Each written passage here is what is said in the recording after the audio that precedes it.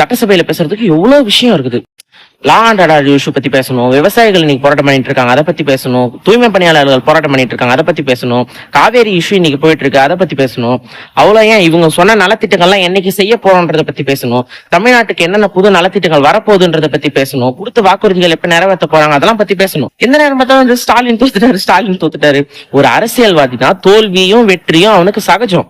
ஒரு மனுஷனா வாழ்க்கையில ஜெயிக்கிறானான்றது முக்கியம். நீ வெறும் தேர்தல்ல மட்டும்தான் ஜெயிச்சு வாழ்க்கையில ஜெயிக்கல. உங்க பையன் கேட்டுட்டு இருப்பான்ல அப்பா எங்கன்னு சொல்லிட்டு, அதுக்கு பதில் சொல்ல முடியுமா உன்னால? உங்க அப்பாவை போய் கேட்டுப்பாரு, உங்க அப்பா என்னென்ன உன்னை பத்தி ஸ்டேட்மெண்ட் எல்லாம் கொடுத்திருக்காரு, முன்னாடி இன்டர்வியூ கொடுத்திருக்காருன்ட்டு. என் பையன் என் கண்ட்ரோல்லே இல்லைங்க, புசியானந்த் கண்ட்ரோல் இருக்கான்னு உங்க அப்பா பேசியிருக்காரு. அதெல்லாம் சபாநாயகர் செருப்பால் அடிக்கிறாரு.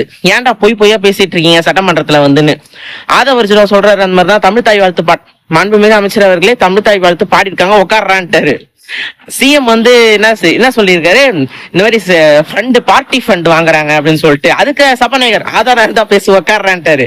உதயநிதி கேக்குறான் எங்க ஆதாரம் இருந்தா பேசுங்கன்னு சொல்லிட்டு, வாயை திறக்க முடியல, பூரா பொய்யா பேசிட்டு சபாநாயகர் செருப்பால் அடிக்கிறாரு. இவனுங்கெல்லாம் ஒரு ஆளு.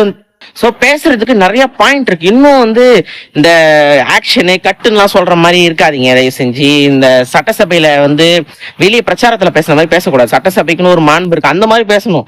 அதெல்லாம் அப்புறம் இன்னொரு மேட்ரு, செங்கல்பட்டுல வந்து ஒரு பொண்ணு புருஷனை காணான்னு சொல்லிட்டு கம்ப்ளைண்ட் பண்ணிருக்காங்க. அது யாருன்னு தெரிஞ்சா கமெண்ட் பண்ணுங்க.